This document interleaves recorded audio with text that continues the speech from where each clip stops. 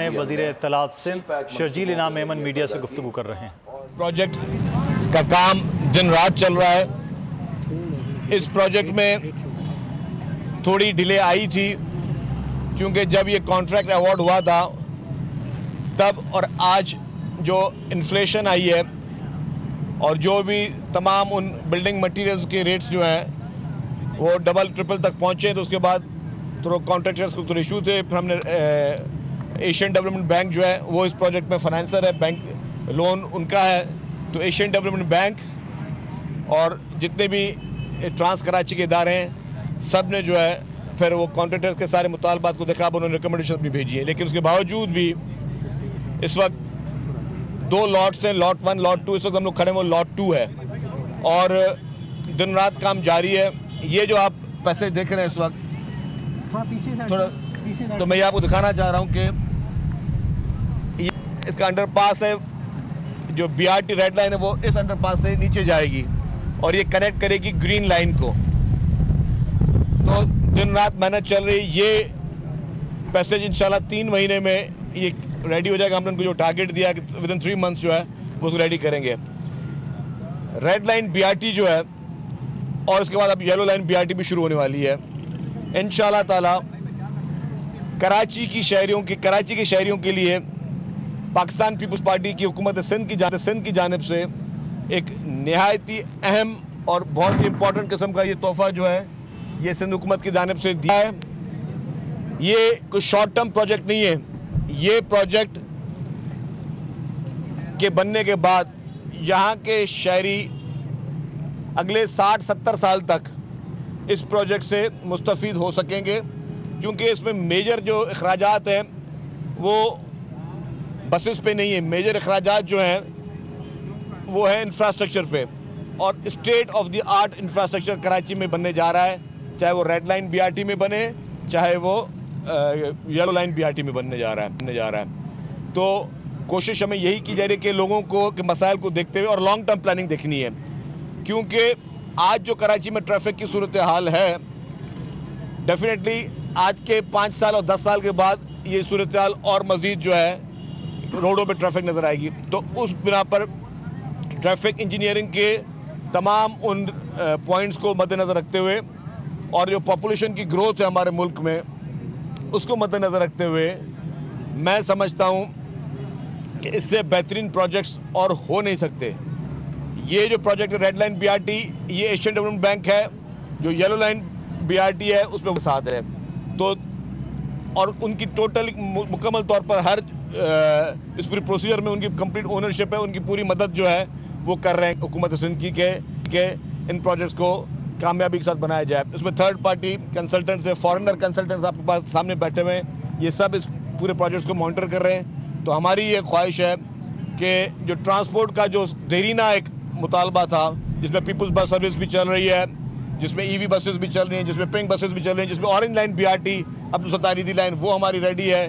तो अल्हम्दुलिल्लाह ये सारे प्रोजेक्ट्स पाकिस्तान पीपल्स पार्टी की हुकूमत सिंध की जानिब से कराची के अवाम के लिए उनकी सफरी सहूलियात को बेहतर करने के लिए, उनकी मदद करने के लिए, इस मुआशी बहरान में, इस मुआशी महंगाई में उनको सस्ती ट्रांसपोर्ट देने के लिए मैं समझता हूँ कि ये अच्छे और ये फ्लैगशिप प्रोजेक्ट्स हैं जो कि आइंदा नस्लें भी इंशाअल्लाह ताला वो इस प्रोजेक्ट से फ़ायदा हासिल कर सकेंगे। शरीफ साहब ये बताएं कि ये जो ट्रांसपोर्ट के मंसूबे हैं इनमें देर क्यों हो रही है, और ये कि ये पूरा जो BRT है ये कब मुकम्मल होगा। और छोटा सा और सवाल है कि जब भी इलेक्शन आती है ये अफवाह होता है कि जो निगरान हुकूमतें बनेंगी वो कोई 3 साल के लिए 4 साल के लिए बनेंगी, और लोगों में एक जो है वो ऐसी सूरत हाल पैदा होती है जिससे लोग जो है परेशान हो जाते हैं। पहले मैं ट्रांसपोर्ट की बात करूँगा।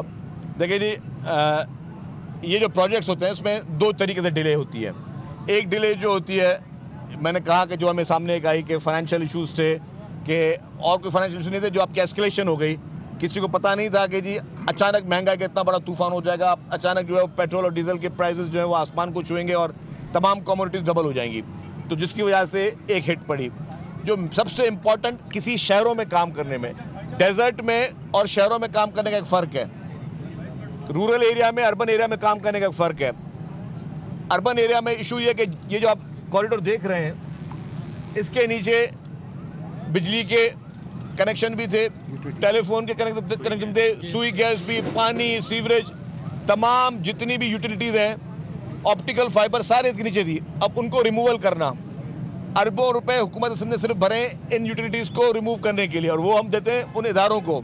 लेट्स सपोज अगर हमें यहाँ पे के इलेक्ट्रिक के पोल्स या उनकी वायरिंग जो है वहाँ से रिमूव करवानी, तो हमने के इलेक्ट्रिक को पैसे भरे, इस तरीके से PTCL को भरे, सुई गैस को भरे, वाटर बोर्ड को भर रहे हैं, हर एक को भर रहे हैं, सबको भी उनको पैसे देने के लिए आप अपनी यूटिलिटीज़ को यहाँ से ट्रांसफ़र करें, यहाँ से शिफ्ट करें। तो वो जो यूटिलिटी ट्रांसफ़र करना जो है ना, वो बहुत बड़ा मुश्किल काम है। वरना जो हमारा एज पर कॉन्ट्रैक्ट इनको है कि हमें इनको पूरा राइट ऑफ वे देना है। काम शुरू करने से पहले हमें उनको बोला जी ये आपका राइट ऑफ वे, अब आप काम शुरू करें। लेकिन आप अर्बन एरियाज़ में वो कर नहीं सकते। हालांकि कॉन्ट्रैक्ट में वो चीज़ें उस तरह लिखी जाती हैं, अनफॉर्चुनेटली जो कॉन्ट्रैक्ट बनाते हैं हमारे कंसल्टेंट या जो बाकी भी एक्सपर्ट्स होते हैं, वो ये चीज़ों को मद्देनजर नहीं रखते कि आप शहरी इलाकों में ये नहीं कर सकते कि आप जी आप 28 किलोमीटर जो है आपने पूरा राइट ऑफ वे कर दिया, 28 किलोमीटर आपने पूरी चीज़ों को खोद को दे दी। नहीं, हम इसको पैचेस में इसलिए करा रहे हैं कि हमें चीज़ों को ट्रांसफ़र करना है, शिफ्ट करना है, लोगों को तकलीफ भी ना हो। अगर यहाँ से मैं अगर आधा किलोमीटर भी अगर मैं यहाँ पे मैं यूटिलिटीज़ को ट्रांसफ़र कर रहा हूँ, तो मुझे देखना है कि जी यहाँ पे जो लोग रह रहे हैं उनके यूटिलिटीज़ डिस्कनेक्ट ना हो, तो वो उसका बड़ा चैलेंज है। जहाँ तक आपका दूसरा सवाल था कि केयर टेकर तोल दे सकता है, उसके लिए मैं आपको अर्ज़ कर लूँ, पाकिस्तान एक कानून पर अमल करती है, वो है आईन पाकिस्तान, वो है कॉन्स्टिट्यूशन ऑफ पाकिस्तान। तो जो कॉन्स्टिट्यूशन में कहा है, जो कॉन्स्टिट्यूशन में लिखा है, उसको क्या इसमें क्या सदाकत है, क्या इसमें? देखिए जी, ये वज़ीर आला साहब फैसला करेंगे, पार्टी लीडरशिप से भी कंसल्ट करेंगे और ज़ाहिर अपने कॉलीग से भी कंसल्ट करेंगे। तो अभी ये प्री मैच्योर है, अभी तो 15-20 दिन है, चलने दें किसी को।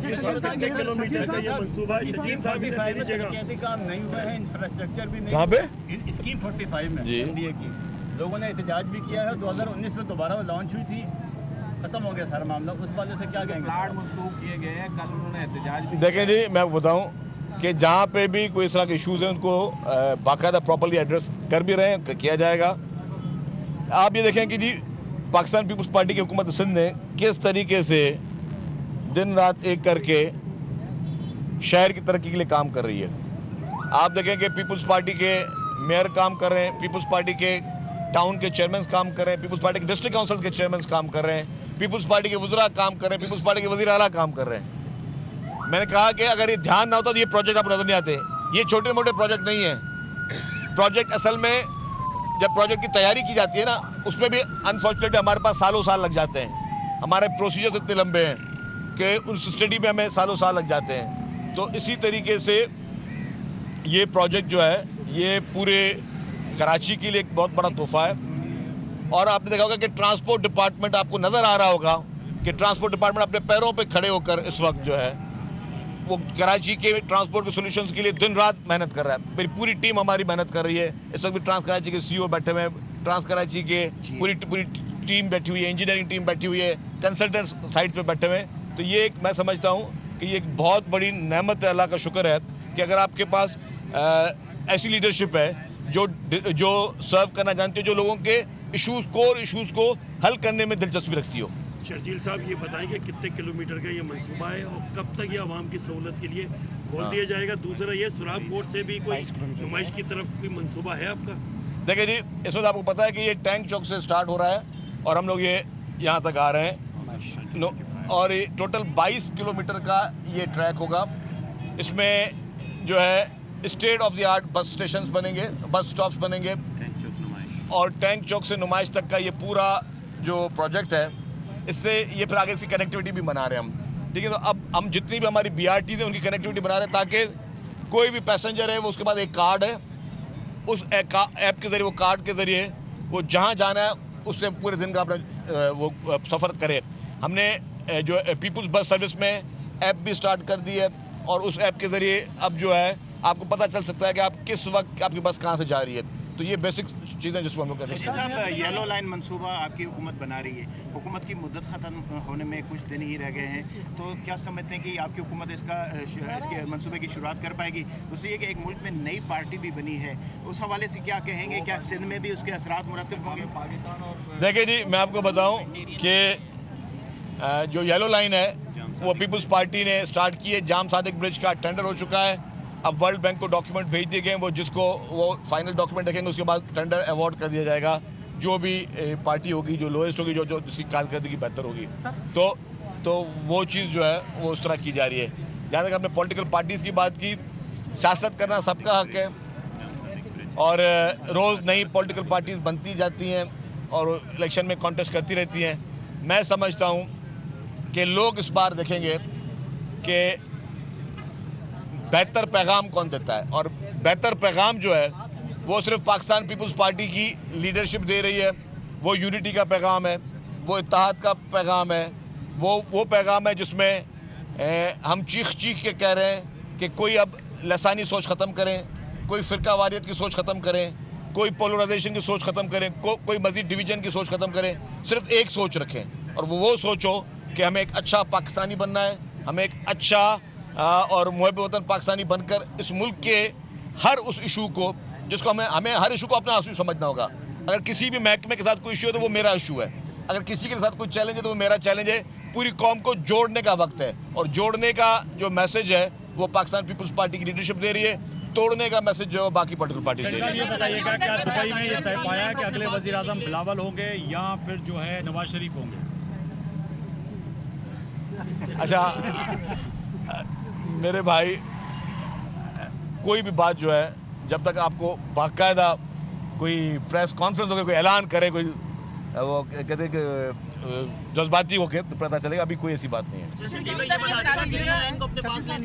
आपने कहा कि यहाँ पे मंसूबे अच्छे दिए गए हैं, जैसे आप ट्रांसपोर्ट वजीर बने हैं तब से ये जो है वो पीछे से पर लग गए कि आप मंसूबे तेजी से माइक दूँ आपको, दोबारा जोर से बोलिएगा। तेजी से अब ये प्रोजेक्ट आ रहे हैं, ट्रांसपोर्ट पे जो है वो मसाइल हल होना शुरू हो गए। कराची का एक हिस्सा तो जो है ट्रांसपोर्ट का मसले हल हो रहे हैं, दीगर जो इलाके हैं वहाँ पे लोग कह रहे हैं कि कब तक मसाइल हल होंगे। जो बल्दिया के साइड है, यूसुफ कोट के साइड है, यहाँ पे तो जो येलो लाइन है वो कब से शुरू हो रहा है और दीगर जो ब्लू लाइन है उस पर। देखिए जी, मैंने कहा कि येलो लाइन पे का टेंडर प्रोसेस हो चुका है, अब टेंडर अवार्ड होने का टाइम है। वो एक वर्ल्ड बैंक की एक वो हमारी पूरी प्रोसेस है, उसको हमें फॉलो करना पड़ता है। वर्ल्ड बैंक भी बहुत कीन है, वो भी दिल से वर्ल्ड बैंक वाले कोशिश कर रहे हैं कि जल्दी प्रोजेक्ट स्टार्ट हो। सिंध गवर्नमेंट भी कीन है, पीपल्स पार्टी की लीडरशिप भी कीन है, सब चाहते हैं जल्दी प्रोजेक्ट स्टार्ट हो जाए।